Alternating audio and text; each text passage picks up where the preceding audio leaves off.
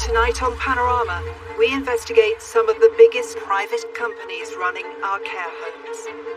Oh my God. There's only one winner, isn't there? And that's the investment companies. Families are asking how care home fees are being spent. He spent £125,000 and you're paying a lot of money for his care. I was expecting a little bit more quality. Have some companies been taking too much money out of the system? Typically, they pile a lot of debt on a company at high interest rates, excessive interest rates. Care homes are under pressure like never before. Care and finance don't go together. It shouldn't be for personal gain. It's people's homes, it's people's livelihoods. The government's announced more funding, but is it time for more checks on where the money's going? It is the unacceptable face of capitalism. The purpose of the sector is to look after literally the most vulnerable people in our society.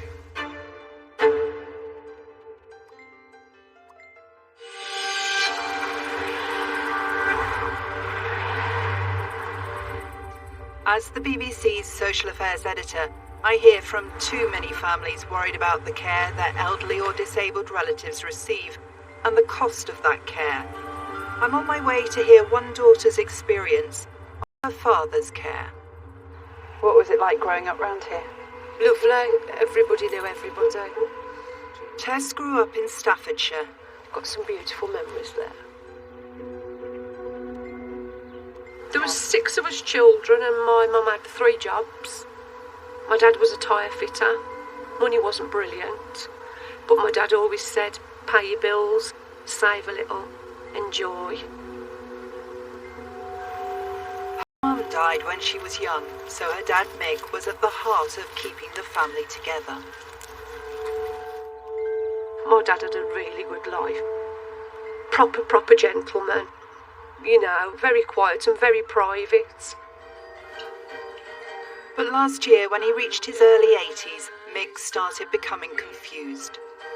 Are they nice, Dad? I noticed a few changes in him, so I got him assessed at the doctor's, and he got vascular dementia. Tess found a residential and nursing home in Cannock. Windsor House says it helps residents maintain their independence and individuality. 4 days in, 5 days in, the cracks start to appear. His bed was never made. The toilet, so my dad shouldn't be walking in that. The local authority paid about £620 a week for Mick's care. When the pandemic hit, restrictions on visiting meant Tess saw little of her dad, but she checked on him regularly by phone. And I decided to call after 5 o'clock to see how my dad was. And she said he's fine, he's pottering around, he's been a little bit sick. I said, he's not end of life, is he? No, nothing like that. You've got nothing to worry about, and we'll contact you and have you in. I said, because I don't want my dad to pass on his own. And then, 4 hours later, I got a call to say he died. On his own. Nobody with him.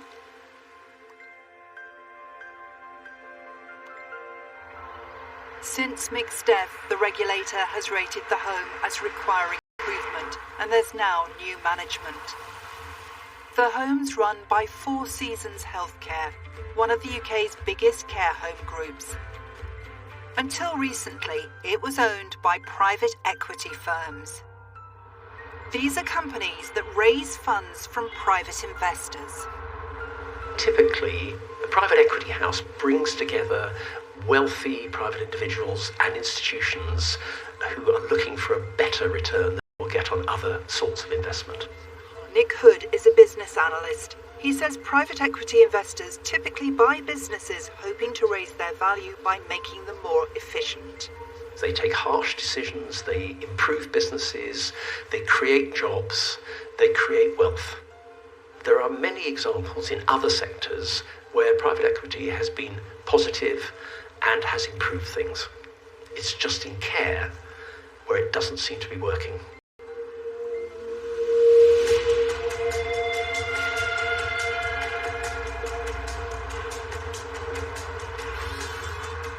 John Moulton was an early private equity investor. What is the motivation for people who are involved in private equity finance? Very straightforwardly, people are involved in private equity finance, as they are in any other form of investment, with a view to making returns. If you went back to when I started in private equity, anything under 30% was regarded as poor. His team brought together investors to buy Four Seasons in 1999 and sold it to another private equity group 5 years later, making more than £250 million. Since then, the world's changed, part of austerity. Now, it's not so easy to make money. On the whole, they're not making a lot of money. They really aren't. Perhaps they were at one stage, but they really aren't now. So what does this mean for Four Seasons? We asked two experts to dig into their recent accounts. My name is Vivek Katecha. I'm a forensic accountant, particularly focused on the companies that operate in the health and social care sector. Hiya, my name's Christine Pollett-Walker. I'm a researcher at the University of Surrey. My research focuses primarily on the financial structures of social care companies. Together, they've drawn a family tree of companies in the Four Seasons Healthcare Group. Now, if you think about Tess's father or somebody similar, they would probably be based in a company around here in the structure. So then these are the ones that run the care homes. But we'd have to go all the way over to the other side of the structure to actually see where that money then flows. So there's quite a lot of companies in between. Okay, what I want to do is show you the companies. I'm going to let you unroll it. So just so you know, that's Four Seasons. Four Seasons, yeah. And this is to give you a sense of the company structure and how many companies are involved. Oh my God. We're at the end of the table now. What's your reaction to seeing it set out like that? I'm gobsmacked, to be honest with you. No, I never knew it was this bigger scale. I feel like ripping all this up now. The Four Seasons Group has a complicated structure. In 2019, it was made up of more than 160 companies, including 2 at the top of the structure based in offshore tax havens in the Cayman Islands and Guernsey. Once it goes offshore to one of these jurisdictions, it provides almost a kind of protective cloak for them. It gives them some sort of anonymity, which means that it's harder to follow where the money is going through their accounts. In the 17 years since John Moulton's firm owned the group, it's been bought and sold 3 times to different private equity companies, and the structure's become more complex. I can barely follow it. It's had so many transactions, bits put into it, bits split out of it. I really don't even pretend to understand all that's happened. That's quite something to say. You're an expert in this, you invested in Four Seasons, and yet you can't find your way through the company. No, it's not limited to the care home sector. There's plenty of aspects of government and regulation that you can't. Not very material to somebody going into a care home. That's easy to say from a financier's point of view, but you know, if I'm putting a relative into a care home, I think I'm entitled to know where the money is going, to know how much of it is going to frontline care. Behind this complexity, there are clues as to where some of the money is going, and the trail leads to extraordinary levels of debt. Each time Four Seasons changed hands, the new owners borrowed money to buy it, and some of that debt sits on Four Seasons' books. By 2017, the group owed more than £1 billion.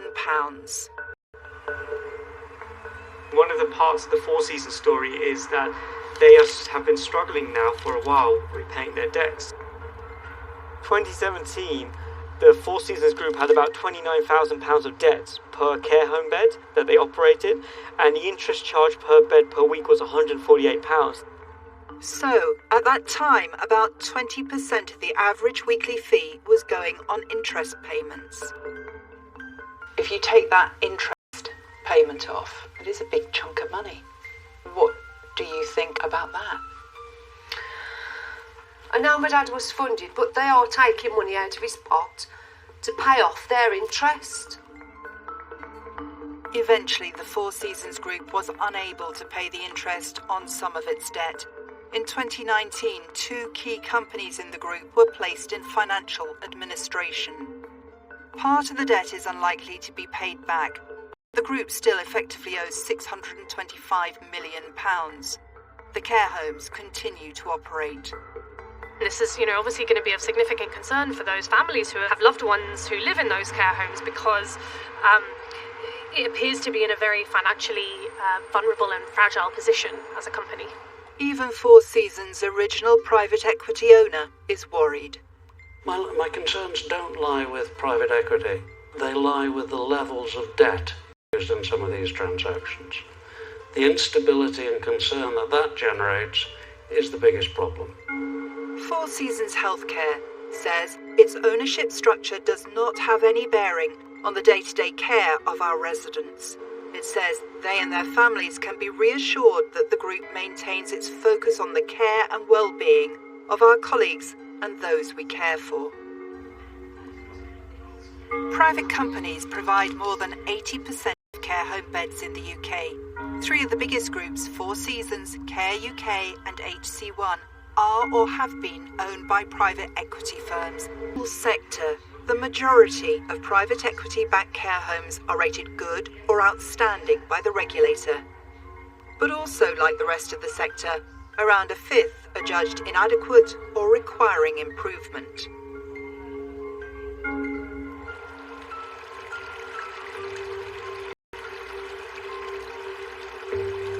It's difficult to take, because my dad worked all his life to what he got.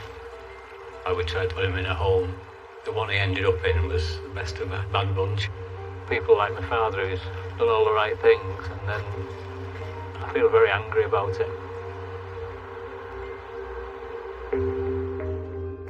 Dale's father Norman spent his working life in Lancashire. His company helped build the country's first motorways.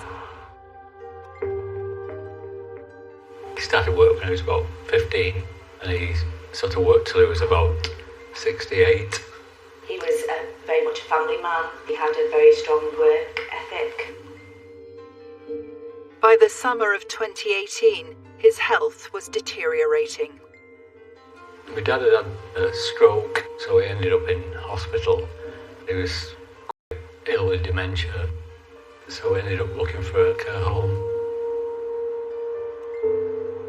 The family opted for Ashton View near Wigan.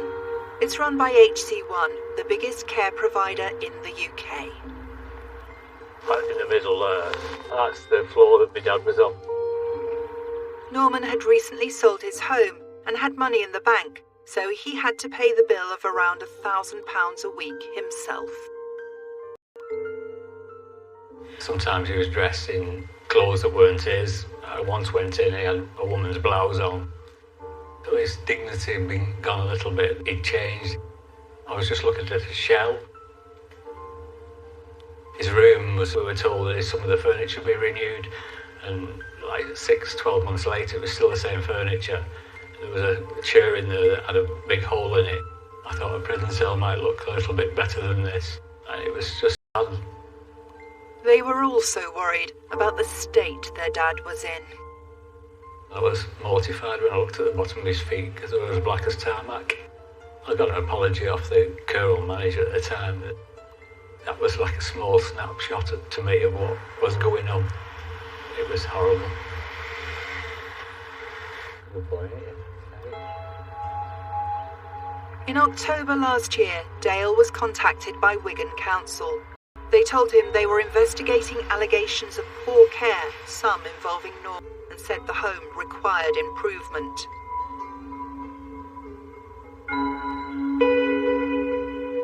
A month later, after 2 falls and a stroke, Norman was admitted to hospital. HC1 wrote to Dale. While he was on his deathbed, the communication I got was telling me that his care fees were going up. I found it to understand why somebody who'd been in a care home and not got a call from the manager not a person in that care home. So no one checked, but they sent you the bills? Yeah. Norman died in hospital. He was 91. HC1 says improvements have been made at the home. They've been noted by the regulator, and there's a new manager. It apologised to the family and says their experience is not representative of the care we provide across the organisation. How much over time did Norman end up paying for his care? He spent £125,000 when you're paying a lot of money for his care. I was expecting a little bit more quality. Dale wants to know if enough of the money HC1 charges in fees goes on care. We asked the company for a breakdown of the £1,196 a self-funder now pays per week at Ashton View. They told us 65% goes on staff, 15% on running costs and maintenance, and nearly 20% on servicing debt, building up investment reserves, and providing a financial return to investors. My dad worked all his life to what he got, and all I seen it was just disappearing down a tunnel. I don't know where it was going, because I couldn't see it.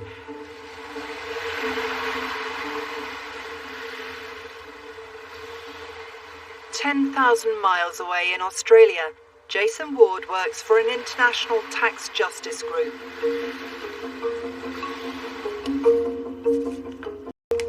He's been taking a closer look at HC1's recent accounts and how it manages its debt. It took many months. It's an incredibly complicated structure we've pieced together.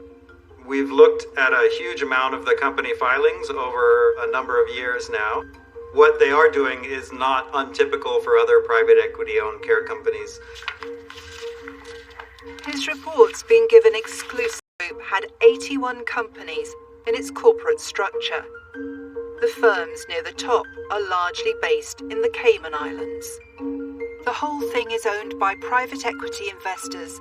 One of the main firms is led by a Saudi businessman, and the other is based in the United States. The HC1 group also has debts.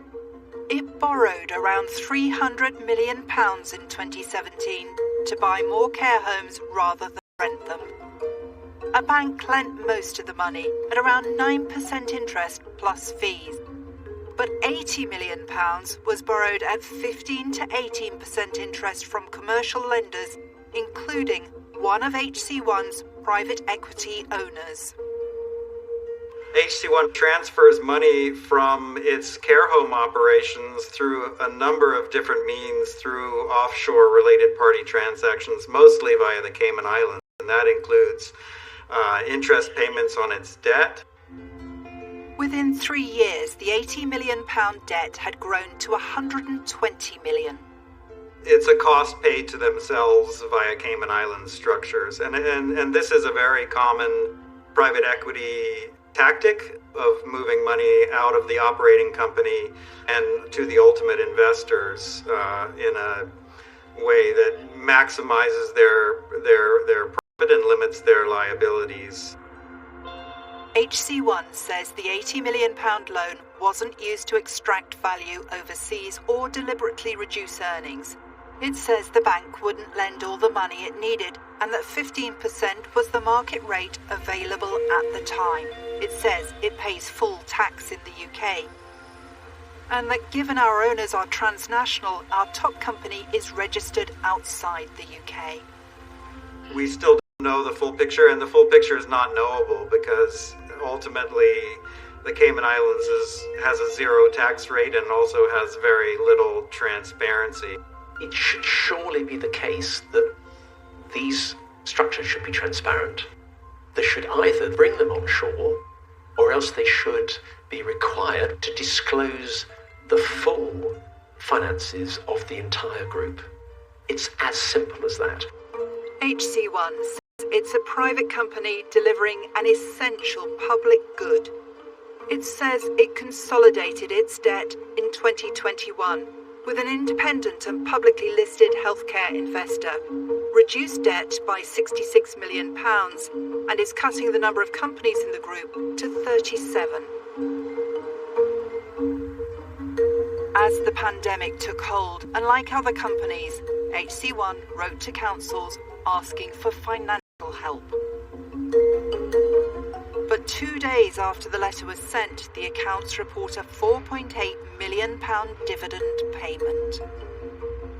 And at the end of the day, they're begging for more money from cash-strapped local authorities. People are cashing in on the value of their homes to fund that care. It's pretty shocking and disturbing. In the months that followed, HC1 received £18.9 million of government pandemic support. It just doesn't sit well with me, ethically or morally, that amount of dividend while your dad eats a cheese butty for his tea. HC1 says no shareholder dividend has been paid since 2017. It says the £4.8 million reported dividend represents £1.7 million in interest on a third-party loan and £3.1 million in asset management fees. It also says, in the past 5 years, our owners have enabled us to invest £145 million in capital expenditure, far more than all the cumulative dividends and management fees they have received. Jeremy Hunt is a former Secretary of State for Health and Social Care. We showed him the report on HC1.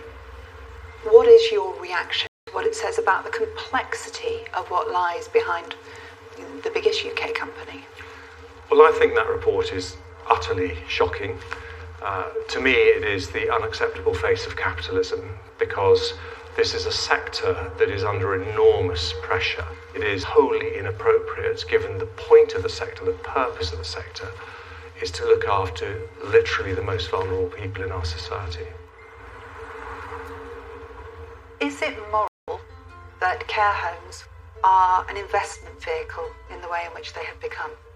It's very much a judgmental question, that, because morality isn't obvious. Somebody has to pay for that care. Somebody has to run it. Now, in the world we live in, local authorities and central government typically cannot run an efficient nursing home system. The private sector does better.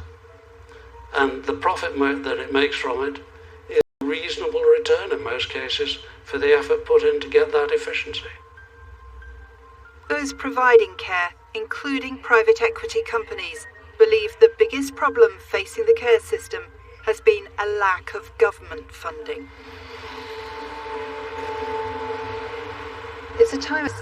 It's announced reforms for England and promised more money for all parts of the UK. An extra £5.4 billion is promised over the next 3 years, but it hasn't come soon enough to save some providers from financial instability. In Northern Ireland, that's been playing out in the lives of some care home residents and the staff who look after them. Four Seasons, which remains in administration, has sold or returned leases on 15 homes here, including this one in Ballymoney. Nikki worked at the Court Care Home for 16 years. I work as a senior care assistant. I enjoyed working for them. So that Four Seasons, we have a dementia unit, all aspects of care in our home. In September 2020, staff were told new operators had taken over the lease. We were told that we're being bought over by businessmen. They were going to take us over. Yep, somebody else is coming in. The new owners had their own plan to make the home viable. It didn't involve private equity. Instead, they were offering what was described as an outstanding investment opportunity. All I heard was the invest rooms, which was where they own our building, they run the care home, and basically they sell each room for a substantial amount of money.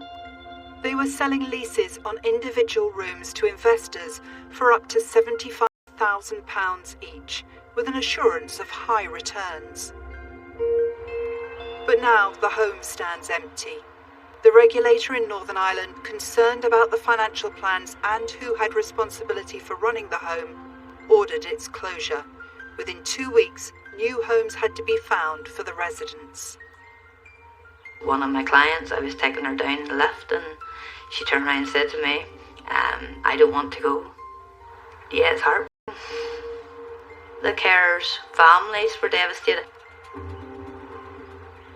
Care and finance don't go together. Yes, you need to make money to make the business viable and that, but it shouldn't be for personal gain.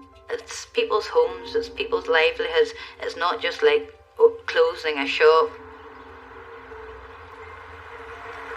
For many decades, the private sector's played an important role in providing care. But now there are calls for an investigation into whether the market's operating in the best interests of consumers, and for the government to introduce more checks on how care home fees are spent. There's a real opportunity now for private sector investment in the way we want, and that could be a very positive thing. At the moment, it's the Wild West out there, and until we give that clarity, I don't think we're going to get the positive type of investment that we really need. The Department of Health and Social Care says it expects local authorities to ensure providers are offering good quality care, improving workforce conditions, and are investing in services. For the families, what matters most is that the money spent delivers good quality care for those who need it, when they need it. I would not only invite those people at the top to spend a month as a resident, I would invite them to spend 6 months as a carer, doing personal care, just so that they can actually see what is actually funding their lifestyle. What do you think they'd make of it? I don't think they'd last 24 hours, to be honest. Looking back at the care that my dad received, it's quite upsetting. My dad ended up in a room, I'd say 10 foot by 8 foot, with a tatty old bed, wardrobe, set of drawers, with all stuffing from the previous resident. It's heartbreaking, really, because they should be living their best life.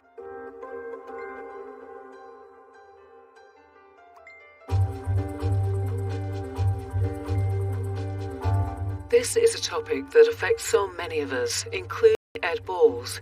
He wanted to learn more about the reality of working and living in residential care. Watch his revealing 2-part documentary, Inside the Care Crisis, on BBC iPlayer now.